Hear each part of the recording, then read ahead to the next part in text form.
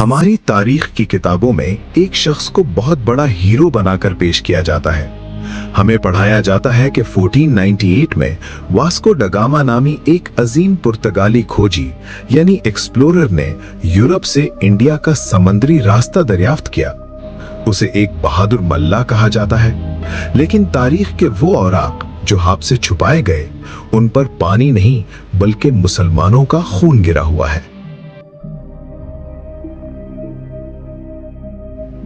हकीकत यह है कि वो कोई हीरो नहीं था, वो एक दहशतगर्द था जिसने बहरे हिंद के नीले पानियों को हाजियों के खून से सुर्ख कर दिया था। आज हम तारीख के इस खूनी समंदर में उतरेंगे और आपको उस मुसलमान मलिका की कहानी सुनाएंगे जिसने अकेले दुनिया की सबसे बड़ी बहरी ताकत के गुरूर को समंदर की लहरों में गर्क कर दिया था। यह 16वीं सदी का आगाज था। पुर्तगाली सल्तनत समंदरों की बेताज बादशाह बन चुकी थी। इनका मकसद सिर्फ तिजारत नहीं था, इनका मकसद क्रूसेड यानी सलीबी जंग को समंदरों तक फैलाना था। साल 1502 ईस्वी एक बहरी जहाज जिसका नाम मीरी था, मक्का मुकर्रमा से हज अदा करने के बाद हिंदुस्तान कैलिकट वापस लौट रहा था। इस जहाज में 400 मुसलमान हाजी सवार थे, जिनमें औरतें और मासूम बच्चे भी शामिल थे। रास्ते में वास्को डी गामा के जंगी बेड़े ने इस निहत्ते जहाज को घेर लिया। मुसलमानों ने अपना सारा माल और दौलत फिदिये के तौर पर पेश की कि हमें जाने दो, कि हमें जाने दो। लेकिन वास्को डी गामा की दरिंदगी देखिए।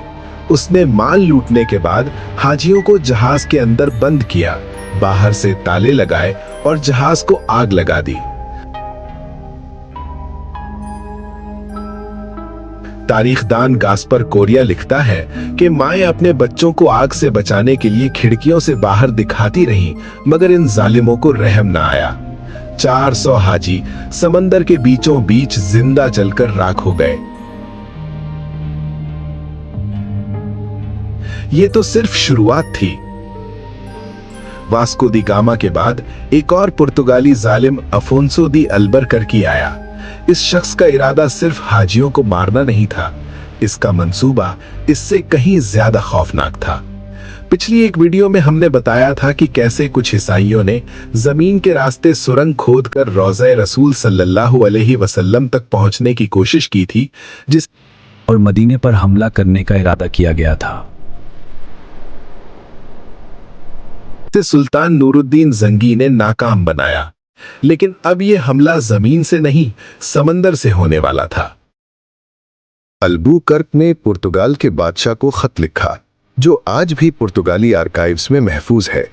इसका मंसूबा था कि बहरे अहमर में जंगी जहाज उतारे जाए और मदीना पर हमला करके नबी करीम सल्लल्लाहु अलैहि वसल्लम का जिस्म अतहर नऊजुबिल्लाह निकालकर यूरोप ले जाया जाए, ताकि मुसलमानों को हमेशा के लिए ब्लैकमेल किया जा सके। ये वो वक्त था जब उम्मत मुस्लिमा बिखर चुकी थी।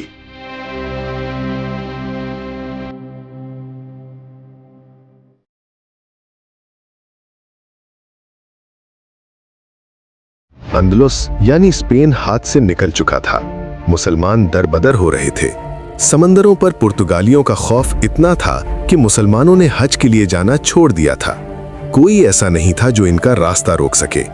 लेकिन जब जुल्म की इंतहा होती है तो अल्लाह किसी ऐसे शख्स को खड़ा करता है जिसका किसी को गुमान भी नहीं होता। और इस बार अल्लाह ने इस्लाम की इज्जत बचाने के लिए किसी बादशाह या जनरल को नहीं, बल्कि एक औरत को चुना। एक ऐसी औरत जो समंदरों की दहशत बनने वाली थी। इस अजीम मुसलमान मलिका की कहानी एक तबाही से शुरू होती है। आइए 1492 ईस्वी के अंदलुस में चलते हैं। ये वो साल था जब 800 साला इस्लामी हुकूमत का सूरज गुरूब हो रहा था। मुसलमानों का आखिरी किला गरनाता ईसाई बादशाह फर्डिनेंड और मलिका इजाबेला के सामने झुक चुका था। गलियों में मुसलमानों का खून बह रहा था, मसाजिद को गिरजा घरों में बदला जा रहा था। आखिरी मुसलमान हुक्मरान शहर छोड़ने वाला था।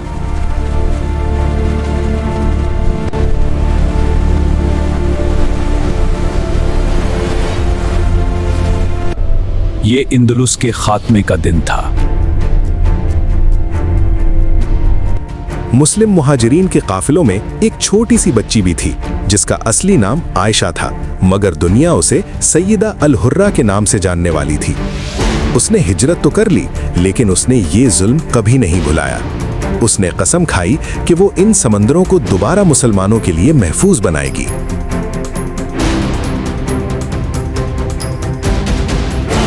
हिजरत के बाद आयशा का खानदान नॉर्थ अफ्रीका के साहिली शहर टेटुआन पहुंच गया। ये शहर उस वक्त बर्बाद हो चुका था। ईसाई हमलों ने इसे वीरान कर दिया था, मगर आयशा के वालिद ने इस शहर को दोबारा आबाद करने का फैसला किया। छोटी सी आयशा ने अपनी आंखों से देखा कि किस तरह उजड़े हुए घर दोबारा बन रहे हैं, लोग दोबारा जिंदगी शुरू कर रहे हैं, और उसके दिल में एक ही जज्बा पैदा हो रहा था, बदला। वक्त गुजरता गया, आयशा जवान हुई। उसकी शादी टेटुआन के हुक्मरान सिदी अल मनादरी से हुई। ये वही मुजाहिद था जो अंदलुस से हिजरत करके आया था। शादी के बाद आयशा सिर्फ एक मलिका नहीं रही, वो हुकूमत के फैसलों में भी हिस्सा लेने लगी। वो सियासत समझती थी, समंदर की राहें समझती थी, और सबसे बढ़कर वो पुर्तगालियों की कमजोरी समझ चुकी थी। जब उसके शौहर का इंतकाल हुआ तो आमतौर पर हुकूमत किसी मर्द को मिलती, मगर यहाँ कुछ और हुआ। आयशा ने खुद हुकूमत संभाली। लोगों ने उसे एक नया लक़ब दिया, सैयदा अल हुर्रा। इसका मतलब था आज़ाद औरत जो किसी की गुलाम नहीं। सैयदा अल हुर्रा ने हुकूमत संभालते ही सबसे पहला फैसला किया, समंदर की तरफ रुख करो। उसने अपना बहरी बेड़ा तैयार करना शुरू किया। छोटे छोटे जंगी जहाज बनाए गए, माहिर मल्लाह बुलाए गए। अंदलुस से निकले हुए मुहाजिरीन जो पुर्तगालियों से नफरत करते थे, उसकी फौज बन गए। अंदलुस से निकले हुए मुहाजिरीन उसकी तकात बन गए।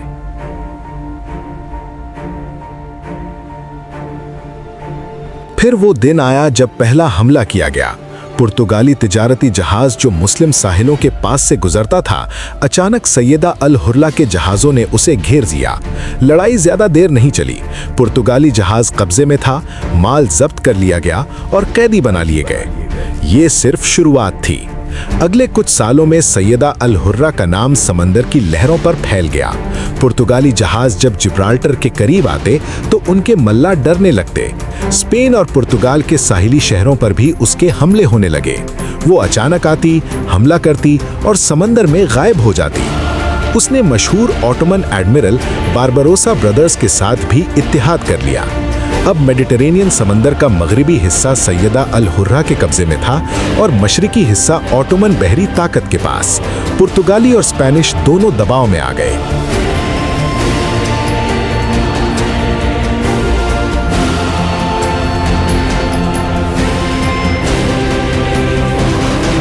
तारीख लिखती है कि सैयदा अल हुर्रा ने इतने पुर्तगाली कैदी बनाए कि उनकी रिहाई के बदले भारी फिदिया ली जाती थी।